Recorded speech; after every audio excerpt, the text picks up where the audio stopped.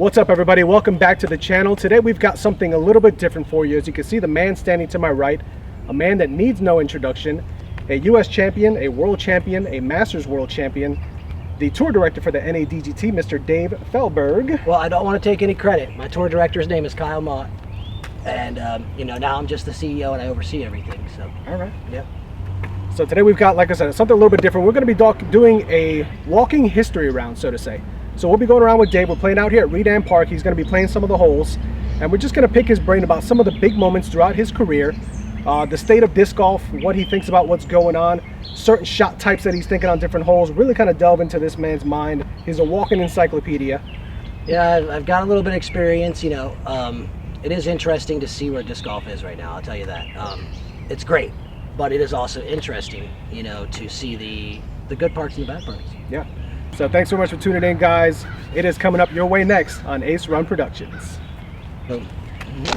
So, you know, so it was this disc, yeah, actually. Oh, wow. That I aced with, so let's see if I can get another one. All right.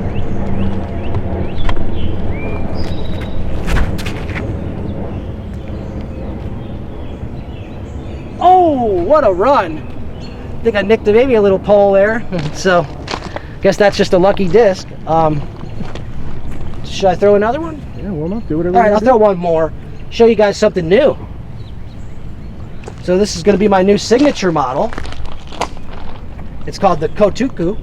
You know, so being that I play for Infinite, they love all brands. So they said I could get signature models with them or whoever I want. Simon Feasy out of RPM. We've been working with them on the tour. Sent me this disc and I loved it. So look for it by late summer. There'll be signature models out. The Kotuku mid-range. It's like a Cenis with steroids. So it's like, it feels like a rock, or you know, very similar to a rock feel, but it has the stability of a Cenis. So watch how stable it is, or overstable. Sorry. Look at it hook up. That's a mid-range, right? So I think it's a great disc, and I'm going to be throwing more of a DX model that they're making me, but I guarantee the kids are going to love that star type model that they're making. And it's going to be real popular because the kids can yank on it and make it happen like they're doing with all the fast stuff now. So.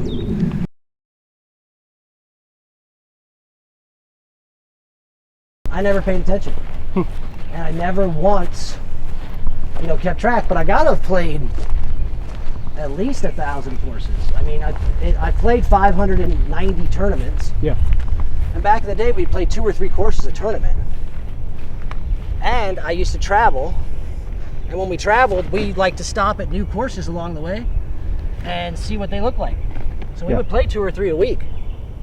We just didn't write them down. So maybe when I get old, I'll go through the books and try to write them down.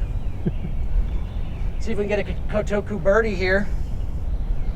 First putt in weeks.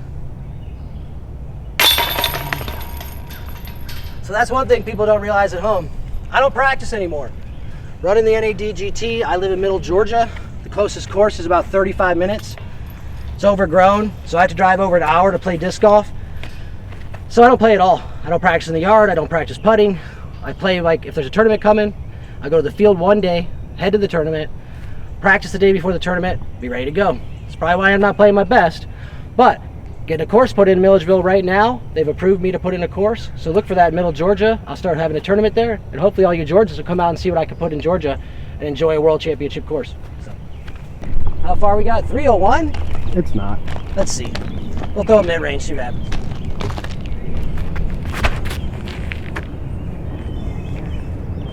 That thing is stable, and if it's 301, then I just threw it 350 with no effort, so I don't think that's right. Let's see here. I'll go old school on you guys. Okay. And I'll break out an old beat up 10-time rock. Look at this thing. Probably crack if it hits a tree. We used to have to throw discs with hyzer. I know that's strange for the kids today, but we used to have to throw them with hyzer and let them drift. See how that stands up, and then it flexes. Boy, I'm throwing 350 with my eyes closed. Let me switch down to a putter, I guess. Have you even bothered trying any of the newer rocks, or do you just stick with the ones? I don't like anything of the new. The feel, it's kind of waxy. Yeah. I like that old gritty texture. Let's see if I can get there with the little putter.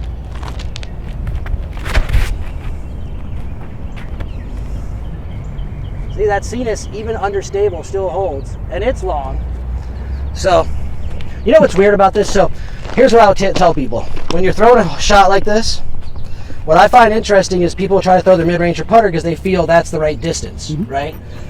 But I tend to realize that in that situation, you have to throw it harder, right? So you rip it, and then you end up making good-looking shots that don't actually pin the hole. I'll go old school, again, old school. Old school soft driver up the middle. Watch this, old school. Nice and soft. No speed. Checks.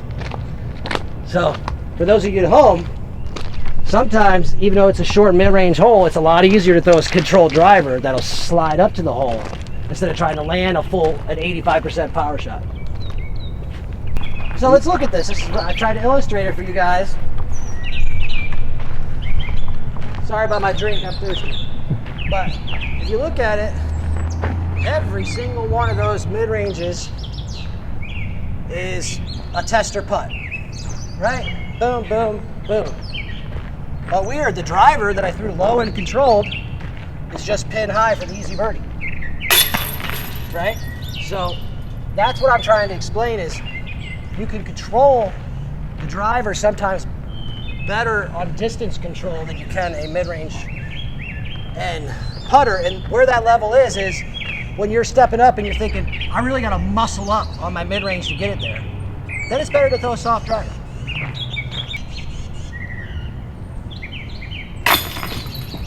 It's just strange. I can't put it in, you know, it's just something I noticed over the last year. It's like the harder I try, the worse I do.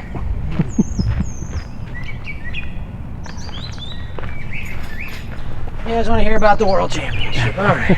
So, I mean, going into that year, you had already been playing pro for how long at that point? I had been playing, that was my 8th year as a professional player. Okay. And I had finished literally 4th in the Worlds in 2002. And then in 3, 5th, and in 4, 5th, and in 5, 5th, and in 6, 5th, and in 7, 5th. Wow. And every one of those I was leading. Okay. I was a choke artist. I couldn't finish. And then what happened was my phone rings, and it's the guy who showed me disc golf. His name is Larry LeBon. He was my league director at my home course that I started at. And he basically said, "You ready to be a world champ?" I said, "Be a world champ? What do you mean by that?" He's like, "We just got the bid. Kalamazoo will be hosting the world championships on your home courses. So I expect you to come here and win." I said, "Oh, okay, thank you." Oh, he puts a little pressure on me like that. I come to town practice, right? It's like a month before the tournament. I randomly walk into a gas station, and on the front page of the newspaper is me throwing out of the Gazette. They must got a picture from like Google, and I'm throwing out of the title. And on the top of the newspaper it says, a local boy comes home to win world title. And I'm like, I haven't even, hold on, I've never even won a world title. Now you're telling everybody I'm going to win before it starts. So then I took it serious. I went there and practiced for 2 weeks the month before. I played the whole tournament like it was the tournament. Woke up, went to both, every order, everything the same. So that's really a way to win. And I was with a guy named Mike Durko, and he looked at me and he said, we were sitting at his house after we played the whole tournament, because you played it all. What's the winning score? I said 100 under. He started laughing at me. It's like 100 under. I'll bet you don't shoot 100 under. That's crazy, right? And I said, I think it's 100 under. I did the math. And so, yeah, playing through the tournament, and when I got to the very last hole, 18th hole, I was at 101 under. So if you notice, I throw OB on the video, but I did it on purpose because I wanted to finish at 100 even. And so I threw it OB, dropped in my 4, took 1 bogey, shot 100 even and won. Well, 2 things. One thing that happened there was got this big line of people. That's what they do when you win a Worlds. They line them up, and they all come up with these signature discs. You sign for like 2 hours, right? Here comes Climo. He's in line, right? I'm like, oh, Climo's in line. All right, it's my boy. So he gets up there. He's like, gives me a hug. He's like, welcome to the club. You deserve it. You know, blah, blah. And he's like, but I got to thank you for throwing OB on the last hole. And I'm like, well, I did it on purpose. He's like, oh, that was a mistake. And I go, well, what do you mean? He goes, you just allowed me to stay tied with you for the largest margin of victory in the world's history. He's It's like if you just took a par on the hole, you would have had the most margin of victory in the history of all world championships. And I said, well, champ, I don't mind being tied with you, you know, whatever, you know. So I just think that's funny. Yeah.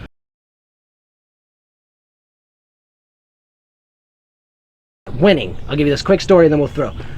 Winning is so hard when you create that kind of fold over. Fifth. But I win the national tours. Win the national tour series 2005, 2006, 2000. I'm winning the series. I'm ranked number 1. I can't win the worlds, right? So it's building on me. So I get like an 8-stroke or 9-stroke lead going into Saturday morning. It's at Dostamo, which is kind of my second home course. I get there. I'm there before anybody else is in the park, right? And the park is empty. I go to hole 1. I just stand there. I'm looking at it, I try to take it all in, you know, feel it. I'm like, all right, here's your day. This is your moment. You've waited your whole career for this. Let's do it. Get up there, I'm just filleting it. Every putt I'm throwing is just ching. I'm like, all right, this is it. I'm going to win today. They blow the horn. They say, hey, it's a start. I got the tee. I get up there, I go to grab my disc, and I'm like, doesn't feel right. I can't feel it. So I'm wiping it off, doing all this stuff, powdering. Doesn't feel right. I'm like, what is going on? And I know I have to throw now. There's a crowd behind me and stuff, so I go, shank, right? I'm like, oh, okay. That's just the first hole, right? Take a bogey. Oh, there's birdie. Go to the next hole. Still can't. I'm like, God, I'm like, what's going on? Shank, bogey, they all birdie. I'm like, okay, this is get out of here, right? Go to the third hole. I throw. It's a shank, but I save a par, but they birdie, right? And I'm like, look up, I'm only up by like 3 or 4 shots. And I'm like, wow, I've got 15 holes plus 9 holes to go. You're blowing it. Here's the blowing it moment. You're not going to win the world, you choke artist, you know. It's all the stuff that's running through my head. So I was like, luckily, the 4th hole is kind of a longer hole, and there was a backup. So I sat down in my chair, I put in my headphones, which I don't do anymore. I started listening to some music that was like inspirational music for me. And I just started thinking, like, this is your time. You've been given this moment. You have to take the moment, you know. And so, so it was my turn. I took some deep breaths, and I went for a shot on the hole that I wasn't planned. So the shot required like a straight shot and then a layup to the hole. Well, there's this miracle line over here that requires like a 5-foot window, anti-flex, everything you have. And if you miss it, you're getting like a 10. It's all woods, right? And I'm like, go for it. What else? So I just went up there and I ripped it and I hit the gap perfect, flexed it up there for a 22-footer, right, for an eagle. And then I birdied out.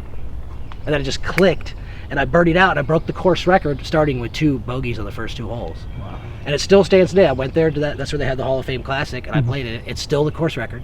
You know, after 12 years or whatever, no one's ever even got close to it. And so, I think that it's really difficult to achieve the goals you set for yourself, and they will build up on you the longer it takes you to achieve them. But when you feel it slipping, you got to regroup. A lot of people just let it keep they say the wheels come off the bus, right? You got to pull the bus over and change the tires. Yeah. And that's what I did. I pulled over to the side and I said, okay, what am I doing here? What am I doing here? What's wrong with my hand? What's going on? It does feel funny. It doesn't matter. You can still throw. And then I went to a shot that I knew was something I was comfortable with. I was comfortable throwing that big shot, even though it was dangerous, right? So I think that built on it. And I think that's what people got to realize is achieving your goals is hard, but don't feel like you're beat when you don't achieve it right away, because most players would have gotten 6 fifths in a row and said, hey, I'm not meant to be a world champion. I'm not going to be a world champion. And so I was lucky and I feel blessed. And, people are like, oh, that was so long ago, you're the world's. But until you're there and you've won one, then you'll know what I'm talking about. And whether it's 1 or 10, it's like, there was that one moment, and I said this at the time. People laughed at me in the interview. They said, so how do you feel about all this? I said, I'll now be able to look at my son someday and say, hey, your father was the best at something. Whether it was making spoons or throwing frisbees, I was the best in the world at something at one moment. And now, look, I have a 2-year-old boy, and I'll be able to tell him that. So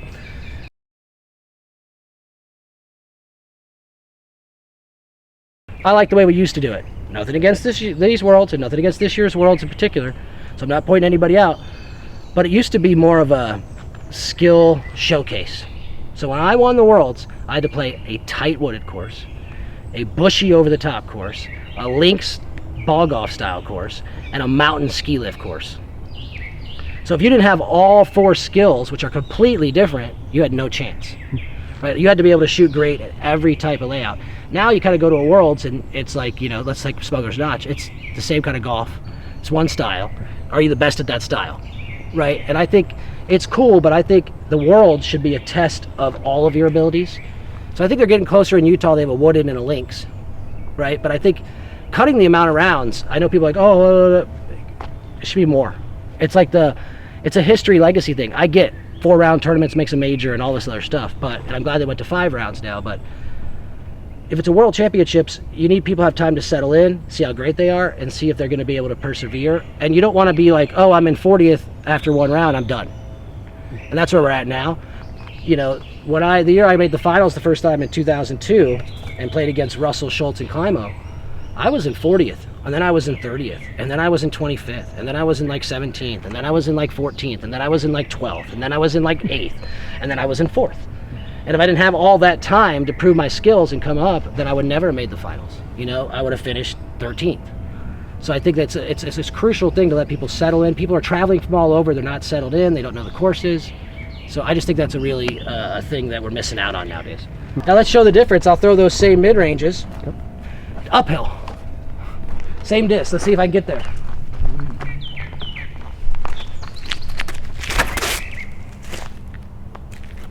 See, that thing's too stable. And it was short.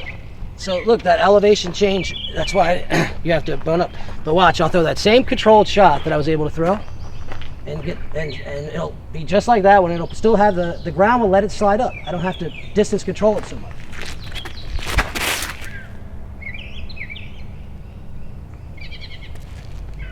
See, then it skips right up to it and it's a drop in. So I like that kind of play. Just for fun, we'll go with the Avery Jenkins play and throw the putter. See if we're tough enough to get there.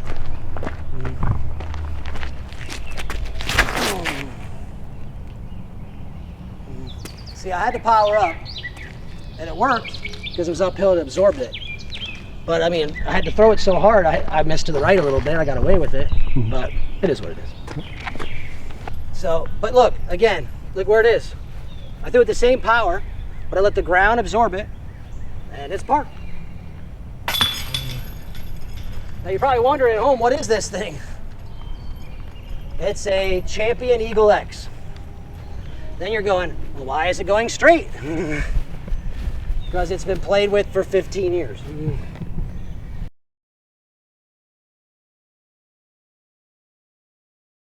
You have to come up with some way to make what these kids are doing seem too hard for the local guy to do. So if I'm watching golf, I see Tiger make that putt at the Masters, right? Me and you could stand there the rest of our day and we're not going to make it. Right. But if I see Calvin Heimberg make a 62-footer, me and you could go over that basket when he walks away and make it, right? So they need to shrink the baskets, which would help the length of the course, make more into putting, and they need to put a speed control. In ball golf, I can go buy what they call a 540 head from John Daly, and I can crack it 250 at the middle.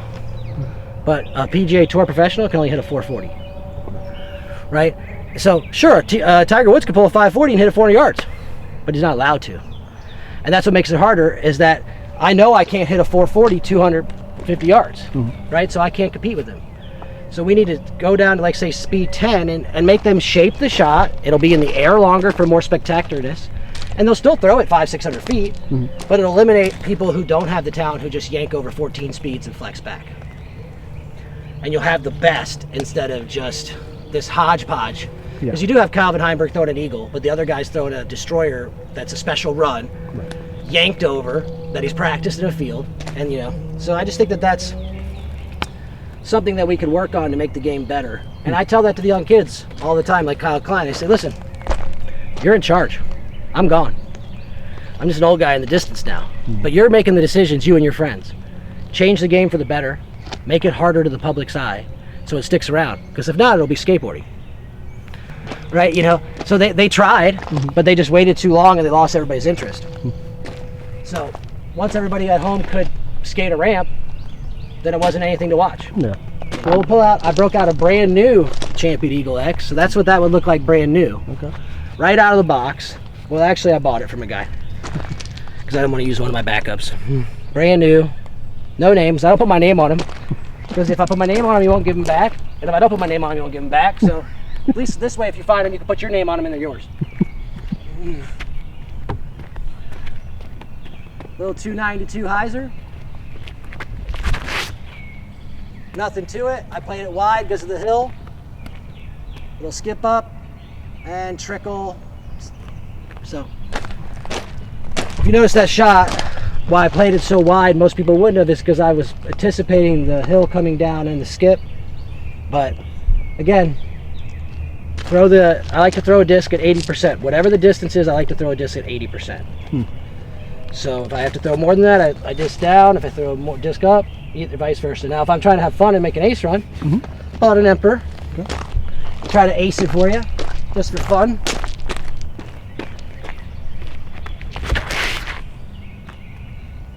That's more of a line drive, ace run type. Oh, dead center. Dead center off the pole. Yeah. So that's more of the ace run look. I know you guys probably think we're taking a lot of takes, but that was really the first take. It'll catch one of them, don't worry. Spectacular. Thanks. Got a little skill in me still. Yeah, I can see that.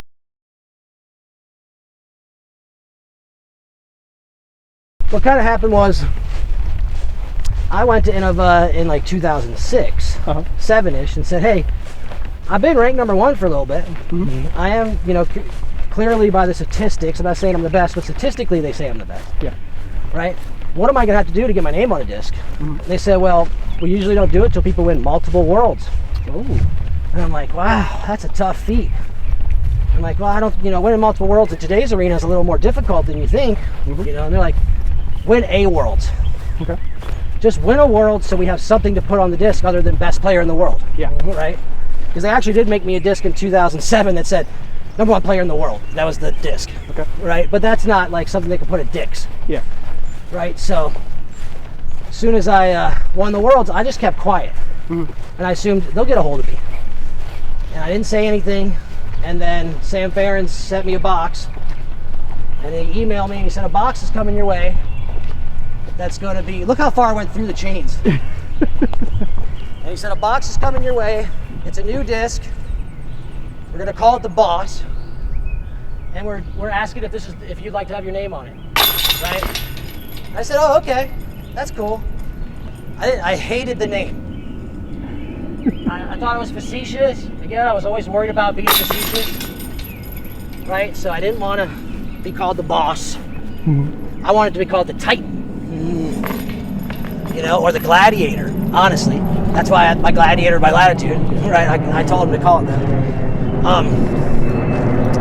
But yeah, so they sent it to me. I immediately didn't care what it flew like. As long as it flew good, I threw it to the field, it flew great. And I was like, yeah, I'll take it, put my name on it. Okay. Sounds fun.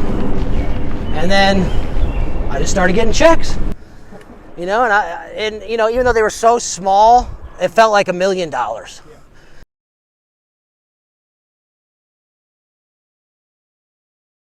Ken Climo still sold the most discs ever.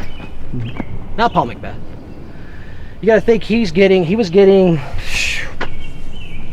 somewhere in like the 30 to 50 range for 10 seasons. He got paid 23 cents a disc. So if you just take that and you multiply that by 10 minimum, but it's really 15. Then you got what McBeth's getting per disc.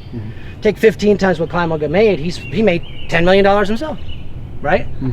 But he only ended up making like, let's say, $500,000 off it over the years, right? So that's the same thing with me. I was thinking the other day, I was trying to think of it, like maybe 100, 120 off all the royalties before I left Innova. And they really dropped as the disc loses popularity when the new discs come out, right? The Destroyers got popular. And, what was interesting about it was, if you take that and multiply it by 15, I had made like $4 million, right? Or 40, if some cases where they're getting more. So yeah, we all could have been millionaires, but we didn't have the leverage because there was no competitors. And, I was one of the pioneers who created the leverage by being the guy that came up with the idea of starting a company called Prodigy, right? Most people don't know that at home, but I did. I came together with a guy that had some money and I worked with the group and I ran into Levon and Phil and brought them in, and then things didn't work out, right? But I had, at that point, I had stripped Innova of all their players, except for Macbeth. We won't go into that. We'll let him tell you guys what he wants to tell you, but he was the one left, and then he was able to negotiate a contract that he wanted, which changed the game, right? Because before that, Innova had every single player. So what do they need? They almost had like the next up theory, like, yeah, Dave, you're great, but we got one more behind you that'll take your spot. You quit tomorrow, we'll still be number one. Our guy will still be number one because he's getting second to you, right? It wasn't like second place was Discraft and third place was Castoplast and fourth place was Prodigy. It was like first place was Innova, second place was Innova, third place was, one Discraft. Innova. So they knew they had the next guy up. So I had no value. So when I did that and got all these players to Prodigy, even though I wasn't part of it, it opened the door for people like Paul Macbeth. And then the next year, since I didn't stay with Prodigy, I went with Latitude, I took the rest. I'm not trying to be that way, but I took a lot of players with me to Latitude, and so Innova didn't have as big of a team at the top anymore, and they could really focus on the players. So Paul Macbeth, word for word, told me, I remember at the time, I said, if you want me, I write my own contract. And he wrote his own contract. Double bonuses when he wins the tournaments, they double, they triple, they quadruple, he gets X amount of this many discs, and he changed the game. And then once he did that, all the other companies were forced to follow when they wanted to sign people, because they're like, well, Macbeth, he's getting this and that, right? You know, so I think that I feel proud that I was one of those people that helped what I would call break up the sponsorship monopoly. And it was nothing against Innova. I think they're a great company. But why would they? People are like, oh, Innova's such jerks. They didn't pay you guys. Why would they? They didn't need to, right? So I feel proud of that moment. And for those of you at home that didn't know that, yes, I was the pioneer behind Prodigy with a guy named Morgan McDowell. Morgan McDowell was from Washington. And Morgan McDowell was inherited a bunch of money from his father and told me, here's a check, start your own brand. And that's basically what happened. And I'm proud that I could break that up and help create. I'm not saying I'm the sole reason why they're making $10 million. But it played a factor, I am sure, because if we all still play for Innova, why would they pay someone $10 million? Again? All right, 263ace.com. Too wide. I shanked it. I mean, wow, it's way past it. You got me all yoked up, so I'm going to have to go to a putter. My yoke is too high right now. And you're wondering, where's that expression, yoke? That's a Steve Rico expression. Him and his brother used to say it all the time, you all yoked up. Or they tell me when I was in 50th that I had my head down after the first day. I'd be like, I'm in 50th. The cream rises to the crop, kid. The cream rises to the top. I'm like, all right.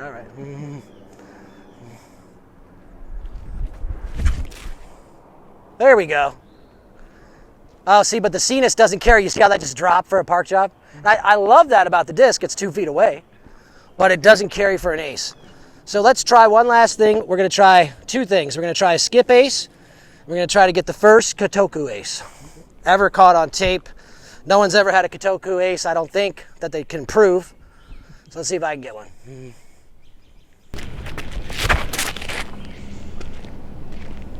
Drop it. Oh, that was close. And now a classic skip ace. I'm going to have to probably skip it. See where that tall grass is? Skip it right before that. Get up. No, it's going to be parked, but I was a little short. Like I told you, I haven't played and everything's next to the basket. I didn't do it on purpose, folks. Just the way it's working out for me. But yeah, I'll tell you one thing. It's really easy to score at disc golf when you never have to make a putt. My last good round was in Texas 2 months ago. I broke the course record at a Lone Star at the Met Center. And I shot like a -13 with a double bogey. In that round, no putts longer than 20 feet. 13 under, I never made a putt over 20 feet. Right, so, you know, when I was good, I was known for making long putts. I made a lot of long putts that were famous, but if you were playing against me, it wasn't my putting. It was that a lot of the time, I just literally was parked. And, if you only got to make 10 6-footers, it's hard to choke. That's what Josh Anton said in his interview when he won years and years ago. Josh Anton said, man, how are you so good at putting? Can you give us some advice on putting? He said, practice your driving. Because he meant, like, if you only got to make 6-footers, you look really good at putting. You know, and interesting about Josh Anton, he's a master now, and I get to play against him. In Tennessee this year, I saw he signed up. We added the likes of Steve Brinster, Philo, Johansson's first Masters Worlds. I think that's pretty cool. Then we got our usual suspects, you know, like Rico and Revere. Schultz moved up to 50. So he isn't playing with us anymore. Probably doesn't want to play with me. I ain't gonna lie. We don't necessarily see eye to eye on the course. Off the course, we're cordial. I like the guy, but on the course, sometimes we butt heads. That's what top competitors do. You know, in most theories, people consider us the second and third best player of all time. DeClimo and now Macbeth is gonna pass us, so maybe third and fourth. So, you know, think about how competitive we are. With each other, no less in disc golf. So I just tend to throw rollers. You don't see them that often anymore in disc golf, but they're really easy. I mean, really easy shot. They roll on the ground the same way they fly in the air. Whatever stability they are in the air is what stability they are on the ground. So if I threw this in the air, it would turn over. Thus, I want it to go to the right, so it's a turnover roller. I just can stand it up. And it'll turn over. Now that one I played a little too wide. It'll flip in there though. But you're saying it needs to go about 60 feet right of that? And what I'll do is I'm gonna cut the corner in the air and then let it flip in there. So that one I put down too quick. So all you gotta do is cut the corner in the air. And now it's flipped. Come on, flip in there, there you go. Oh, the tree stopped it. Now just for fun, I will throw the sidearm so you guys can laugh at me. I've been working on it. I'm gonna give credit to where credit's due. Scott Stokely. I'm not saying everything you teach, Scott, I agree with, but you said this thing in your video that said, don't turn away and walk up sideways and turn into it. You want to keep your lower body forward and just twist your torso to get that whip. I noticed some good results from that. I'm not ripping it, but now I'm throwing it like 250. Watch. If I don't turn my feet, keep them forward the whole time, then I can really throw it. Right? It's not spectacular, but it's enough to get up and down somewhere. And I've always been really good at little turnovers and 2-finger rollers. So there's credit to you, Scott. Scott Stokely.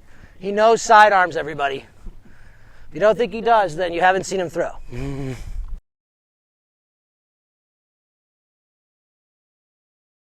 It changed my life. I went there in 2002 as the Winnie crew, me, Todd, and Avery.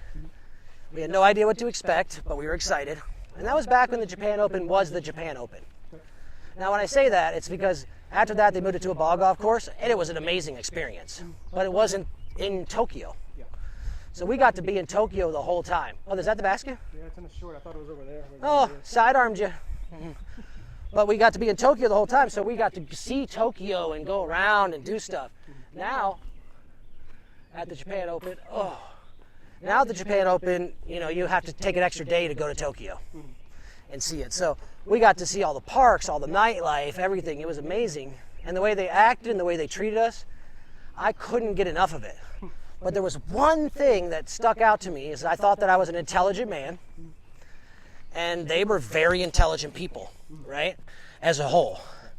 So the one thing that stood out to me over and over again was that they would always talk without us knowing what they were saying. And it bothered me. And I would make comments like, I'm going to figure out what you guys are talking about. And they'd almost laugh at me. Like, yeah, right, our language is too difficult, right? So I was in the University of Oregon at that time, starting my new degree. I went straight back to the University of Oregon, changed my degree to Japanese. Until I learned how to speak it. Oh, that was going in. Until I hit the branch. And basically, I didn't tell them. Right? So I kept it kind of a secret. I waited till I went and won. And so when I won, I still hadn't told them that I could speak Japanese. Right? So I'd been there a week with nobody knowing. Which is probably not cool because they probably said things in front of me they didn't want me to know. Right? But that was kind of my idea, right? So they have an interpreter on the stage. The interpreter's job is we say our speech in English and they give it to all the crowd in Japanese. Yeah. So everybody in front of me, third place, second place, you know, full English speech, full interpretation, right? Mm-hmm. Then they get to me. And she's ready. She looks at me and she's ready because I'm the champion giving the speech, right? Uh-huh. And I broke out a full speech in Japanese. And without skipping a beat, the interpreter interpreted into English. Right? Which I thought was cool, you know? But it also opened the eyes of the crowd and they were like, did he just speak Japanese? Mm-hmm. Did he memorize that? So they started asking me questions. And I was like, no, I took in my third year of Japanese and my degree's in Japanese and business now.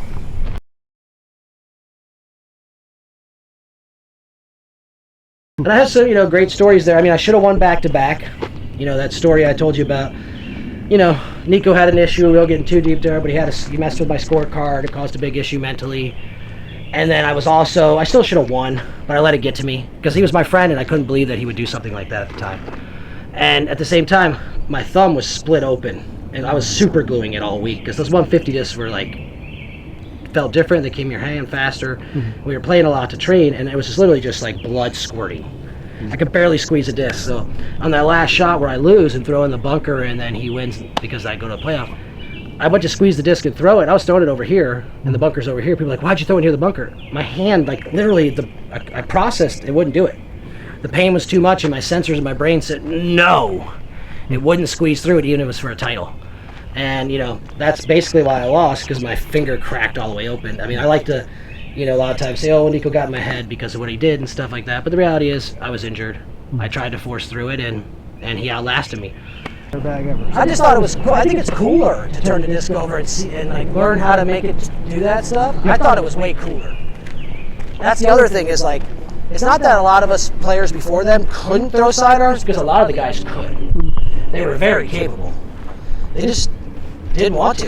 Yeah. We didn't think it was consistent. We didn't think it was the shot. Right? And when guys threw sidearms because the technology couldn't hold it, we'd almost be like, oh, we'll beat that guy in the end. Yeah. So flip one. Or, you know. Yeah.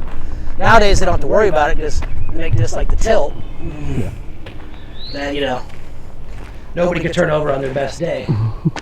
So old beat up rock, 234. Some people throw a putter. I don't like to do that because the putter feels too thick in my hand for a turnover. I like to pinch my turnovers more so I can snap them. Is that too tight? Nah, it's a little bit to the right. See, that's where the sidearm would pay off. They would rarely miss the circle. Yeah. So you give them credit. But I think it's fun to figure out, okay, that was turned too much, so this one, turn it less. There it is. Get it all. Oh! Lake tree. All right, I'm going to park a sidearm for the crowd. Okay. 232 up the middle. Think I got it? I think so. All right, here we go. Sidearm. See, I don't know how they do it because I always feel uncomfortable with these angle with this tree here. I'd always be like this. Yeah. But they seem to be able to walk straight up. It doesn't affect them. Okay, Stokely, don't turn your body. Oh, dang it!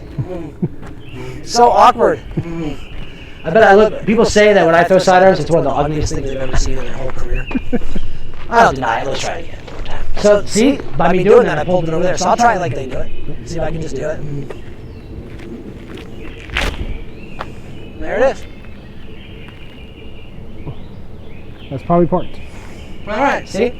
Now, to be honest with you, it tingled my wrist.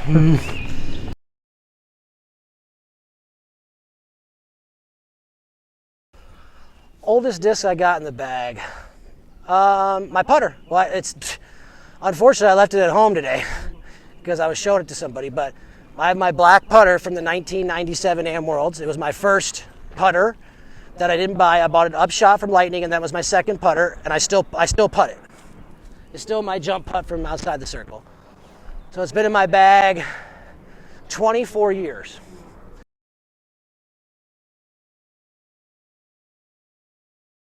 Let me tell you the truth. Here's some of the reality for you people at home. Numbers don't lie, people do. Go look up the scores that we were posting. A lot of the courses are the same with like one basket change. Like Beaver State Fling, one basket change on each course. Santa Cruz. I can go on and on. Great Lakes Open, stuff like that. The numbers are still there. And the numbers that people like Climo, Schultz, myself, Rico, all these people put up, they're still the course record. So if we were so horrible, how come we still have the course records, right? I'm sure they've broken plenty.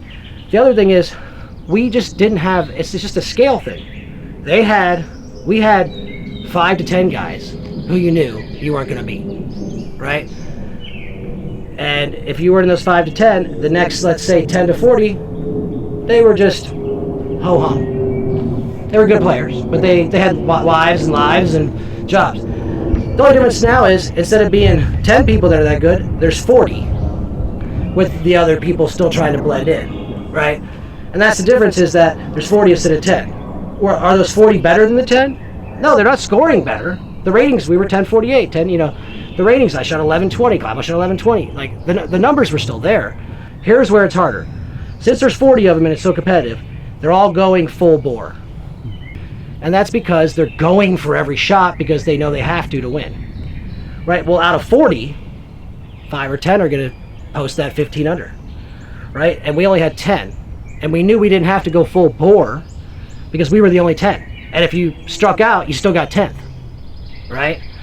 So we played a more conservative game a lot of the times to compete with each other instead of having to worry about that. And they're at that position where every kid's going for it, so some kid's going to make it. So that's where you see Paul, Macbeth, and Ricky. They're coming in, starting the first round at 4th, 7th. Then they climb up, and then they win, right? So that's the one major difference. So I don't think that they're much better than the group that I played in or the group before me. There's just more of them, so more of them can do it, so it seems like they're better. But until every course record is held by somebody in the millennial generation, I don't think that they're better. I think that they're it's a time. It's like comparing Will Chamberlain to Michael Jordan. Can't really do it. Can't compare Michael Jordan to LeBron. And so I think they're great. They're exciting to watch. They do throw far, but they throw as far as our top throwers threw. Stokely threw 700 feet. We had all these guys throwing 500, 600 feet. Just a small amount of them, right? That's all it is. Now they've got 20 guys who can throw over 500 feet. And that's really just it is. It's just more, and which is what we needed. And so I think that if they continue where they're going, they make the game harder, and they keep growing as a group, then we'll be in a position for the sport to be, taken seriously. Because it is weird to go out to a tournament and see that there is one group of guys that beat everybody, and they can throw these 500-foot shots, and you clap for them, but you look over at another group, and they're all throwing 300 feet. If everybody look at in the course is doing like the first group, and it's not much difference but a couple missed putts here and there, then everybody's entertained, and then you could go out and you could be in the ropes, and no matter who's playing, you could clap and be entertained. And everybody coming through is at the level of the top 10. So I think that's the major difference. So I hope the kids at home don't think that I think that we are better than them. I just think that it's a perspective. And as I always say, numbers don't lie. All right, everybody, thank you so much for checking out this impromptu round here with world champion Dave Feldberg. We hope you guys enjoyed the insight, the shots, and some of the banter along the way. Dave, want to thank you for taking the time out to do this with us. Thank you. Absolutely. I guess I just want to thank, obviously Infinite Disc is my sponsor, and Pro Pool, the training gear, they're also a sponsor of mine. And I just want to clarify something for you at home. I don't own either one of those companies or have any interest in those companies other than being a sponsored player. A lot of people think I own all these companies. I don't, or I'm involved in some way. I'm just a player. They want to sponsor me. I promote their products. And a shout out to the tour, NADGT, National Amateur Disc Golf Tour. It's growing fast. Biggest event ever in the history of disc golf taking place, October 28th through the 31st. So tune into that on Disc Golf Network and Jomez Pro. And besides that, I want to thank my family. Without their support, I wouldn't be here. And I like watching the young kids and seeing them take it to the next level. So keep doing it, kids. I'll keep watching. There you go, guys. Thanks again for tuning in on a very hot Georgia day. Please, as always, like, share, and subscribe. And from Run Productions, let's run it.